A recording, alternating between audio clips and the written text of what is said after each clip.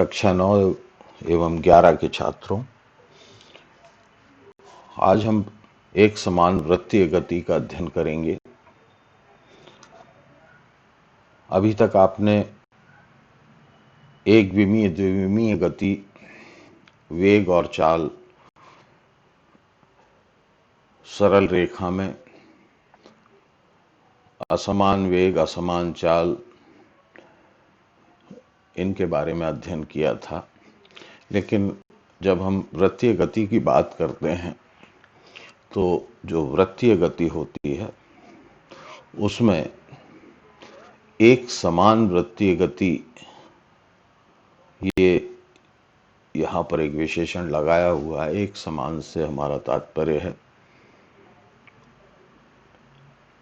जो गति एक समान हो लेकिन उसकी प्रकृति वृत्तीय हो, जैसा कि आप वीडियो में देख रहे हैं। ऐसी स्थिति में हम वेग और चाल दोनों का अध्ययन एक साथ करें। एक समान वृत्तीय गति जो है थोड़ा सा कंसेप्ट डीप है, इसलिए मैं चाल की बात करूंगा पहले।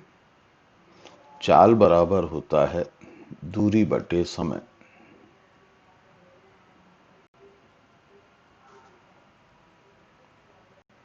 और ये एक अदिश राशि है।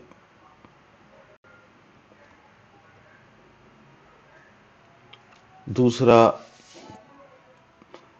इस अदिश की प्रॉपर्टी ये होती है कि इसके साथ हमें सिर्फ परिमाण की आवश्यकता पड़ती है। परिमाण का मतलब मान। दूसरी राशि होती है वेग।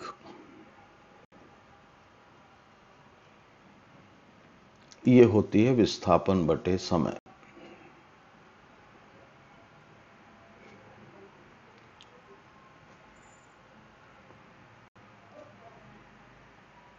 ये एक सदिश राशि होती है और सदिश राशियों के साथ मान के साथ साथ हमें दिशा का भी ध्यान रखना पड़ता है। तो सदिश अदिश के बीच मूल अंतर आपको समझना चाहिए। एक में सिर्फ वैल्यू, यानी मान लीजिए कोई वस्तु 10 मीटर पर सेकंड से गति कर रही है, तो हमें इस बात के बारे में सोचने की आवश्यकता नहीं है कि वो पूर्व पश्चिम उत्तर दक्षिण किस दिशा में चल रही है। लेकिन जब वेग की बात करते हैं तो हमें ये पता करना आवश्यक होता है कि वो 10 मीटर पर सेकंड जा रही है तो उसकी दिशा क्या है, पूर्व पश्चिम उत्तर दक्षिण जो भी हो। तो ये सदिश और अदिश के बारे में थोड़ा सा आपको बताना आवश्यकता था। इसी तरह से दूरी और विस्थापन, इन दोनों में मैंने अपने पूर्व के वीडियोस में आपको बताया था कि दूरी जो है वो अदिश राशि है, जबकि विस्थापन वो एक सदिश राशि है। इनके अंतर को आप स्पष्ट रूप से जानते हैं। तो हम अब वृत्तीय गति की बात करते हैं। इसके पहले एक छोटे से एग्जाम्पल से आपको दिशा में परिवर्तन के बारे में मैं बताना चाहूँगा। मान लीजिए हमारे पास एक कोई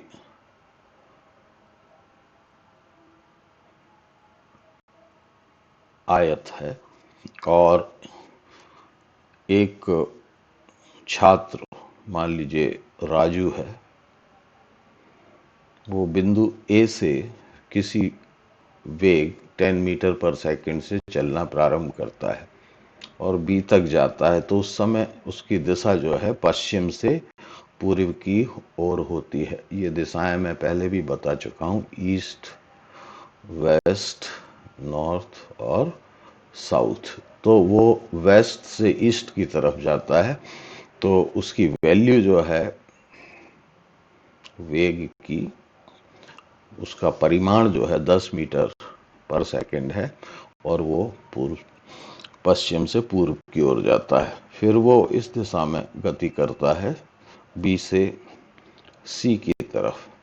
तो अब हम देखेंगे कि वो साउथ से नॉर्थ की तरफ गति कर रहा है, लेकिन उसकी जो स्पीड है, जिसे हम चाल में कहते हैं स्पीड, देखिए दोनों के अंग्रेजी वर्ड अलग अलग हैं। ये है वेलोसिटी, तो उसकी स्पीड जो है वो 10 मीटर पर सेकंड है, लेकिन दिशा आप देख रहे हैं नॉर्थ टू से साउथ है।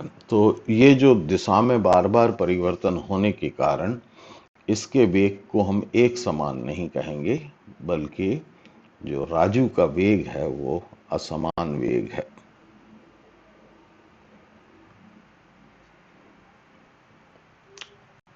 भले ही A B, B C, C D और डी ए हर समय उसकी जो चाल है वो 10 मीटर पर सेकंड है, तो भी हम उसको असमान वेग ही कहेंगे।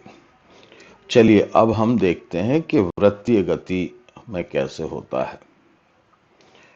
वही स्लाइड आपके सामने फिर से रख रहा हूं, और वृत्तीय गति के दो महत्वपूर्ण बिंदु हैं। नंबर एक पर हम वृत्तीय गति में ये देखते हैं कि कोई वस्तु केंद्र से, ये इसकी प्रॉपर्टी है, केंद्र से निश्चित दूरी पर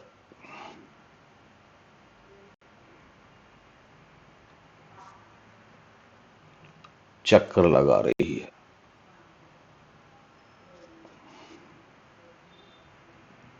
पहली प्रॉपर्टी जो वृत्तीय गति की है, निश्चित दूरी यहां पर मैं बता रहा हूं वो है r। दूसरी प्रॉपर्टी यह है कि उसका वेग असमान है।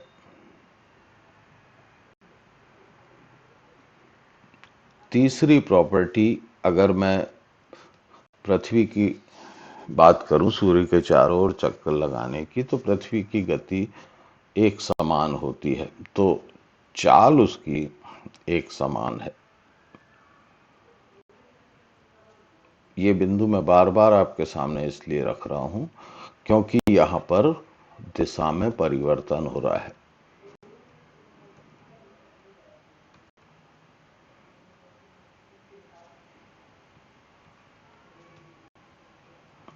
तो दिशा में परिवर्तन होने की वजह से चाल अगर एक समान है, मान लीजिए 10 मीटर पर सेकंड है, तो भी उसका वेग जो है वो असमान कहा जाएगा।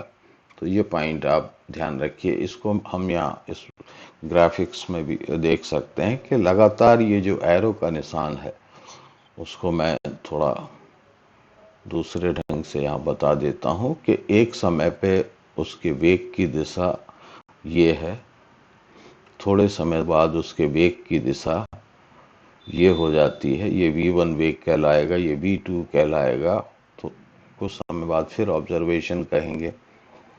लेकिन हर स्थिति में इसका परिमाण जो होगा वो एक सा रहेगा। तो वृत्तीय गति में दिशा लगातार बदलती जाती है। अब सवाल ये है कि जब दिशा में परिवर्तन होता है तो हम मानेंगे कि वेग में भी परिवर्तन हो रहा है। अब वेग में परिवर्तन जब भी होता है समय के साथ,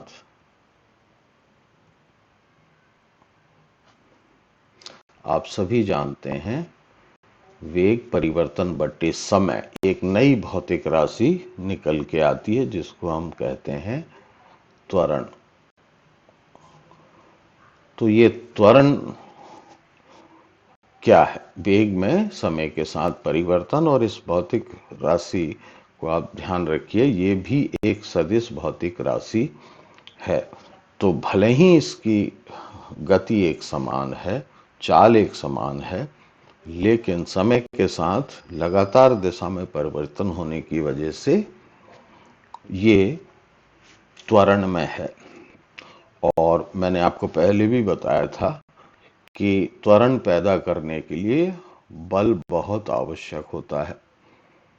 कोई भी वस्तु आप अपने हाथ में एक डोरी से बांधकर पत्थर को जब घुमाते हैं तो आपने देखा होगा बच्चों कि वो एक वृत्तीय गति में चक्कर लगाने लगता है। तो ऐसा करने के लिए उसको कहाँ से बल मिलता है? आपके हाथ से उसको बल मिलता है। ये आपका हाथ है, ये डोरी है और ये मान लीजिए पत्थर है। तो वो वृत्तीय मार्ग पर तब तक गति करता रहता है जब तक कि उसको केंद्र से बल मिलता रहता है। केंद्र जो है वो आपका हाथ होता है। और इस तरह से हम त्वरण को भी स्पष्ट रूप से वृत्तीय गति में जान सकते हैं। इस वीडियो को आपने देखा और समझा, लेकिन अब कक्षा 11 में इसका और भी विस्तृत अध्ययन आप करेंगे। ठीक है, तो मैं आपको वेग के बारे में थोड़ा सा यहाँ पर एक सूत्र के द्वारा बता देता हूँ। तो इस सर्कुलर मोशन में या वृत्तीय गति में जो भी कण, वस्तु या पृथ्वी सूर्य के चारों ओर चक्कर लगा रही है तो उसके लिए फार्मूला आता है 2 पाई आर अपॉन टी। ये आपके लिए पूर्व से परिचित है। 2 पाई आर जो होता है वृत्त की परिधि होती है। पूरी परिधि यानी पूरी लंबाई और उस लंबाई को तय करने में लगा समय। तो इस तरह से आप वेग भी ज्ञात कर पाएंगे और किन्हीं दो अंतरालों के बीच, मान लीजिए मैं इसमें दो अंतराल बना लेता हूं, यहां से यहां तक। तो यहां से यहां तक मान लीजिए मेरा बिंदु P है, ये बिंदु Q है। तो यहाँ पर वेग और Q पर वेग, इन दोनों के बीच वेग परिवर्तन को भी हम ज्ञात कर सकते हैं।